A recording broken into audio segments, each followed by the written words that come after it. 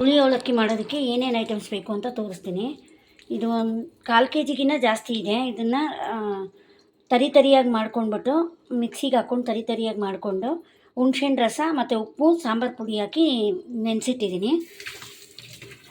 ಜೀರಿಗೆ, ಸಾಸಿವೆ, ಬಿಳಿ ಎಳ್ಳು, ಎಣ್ಣೆ 1 ಕಪ್ಪು, ಉದ್ದಿನಬೇಳೆ, ಕಡಲೆಬೇಳೆ, ಕಡಲೆಕಾಯಿ ಬೀಜ, ಬಾಡಿಗೆ ಮೆಣಸಿನ್ಕಾಯಿ, ಕರ್ಬೇವಿನ ಸೊಪ್ಪು, ಕೊತ್ತಂಬರಿ,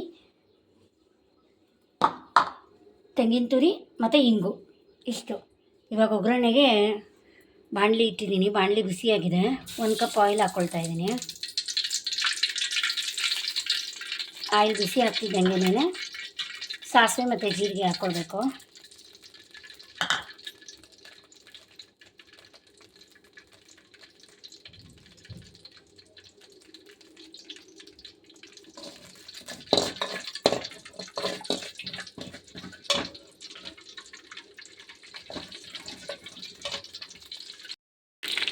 ಸಾಸಿವೆ ಜೀರಿಗೆ ಸ್ವಲ್ಪ ಫ್ರೈ ಆದಮೇಲೆ ಕಡಲೆಕಾಯಿ ಬೀಜ,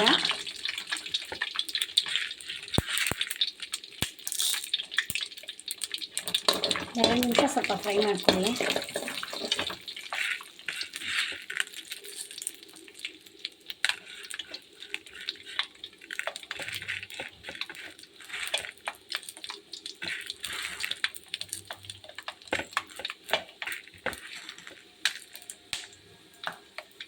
ಕಡಲೆಬೇಳೆ, ಉದ್ದಿನಬೇಳೆ,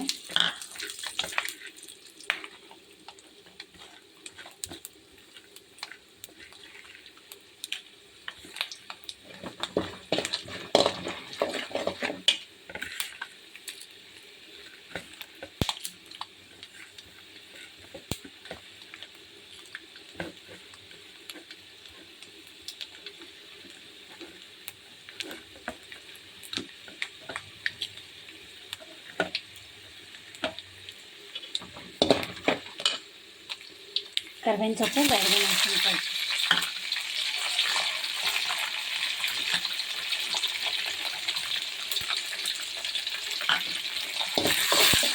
ಚೆನ್ನಾಗಿ ಫ್ರೈ ಆದಮೇಲೆ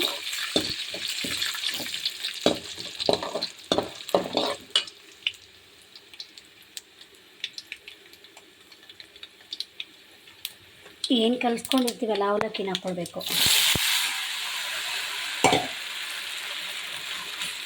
ಲೋ ಫ್ಲೇಮ್ ಇಟ್ಟು ಈ ಥರ ಆದಮೇಲೆ ಒಂದು ಸ್ವಲ್ಪ ಉಪ್ಪು ಕಮ್ಮಿ ಇದೆ ಅನ್ನಿಸ್ತು. ಮತ್ತು ಇಂಗು, ಒಂದು ಅರ್ಧ ಚಮಚ ಇಂಗು, ಕೊತ್ತಂಬರಿ ಸೊಪ್ಪು, ಕಾಯಿ ತುರಿ.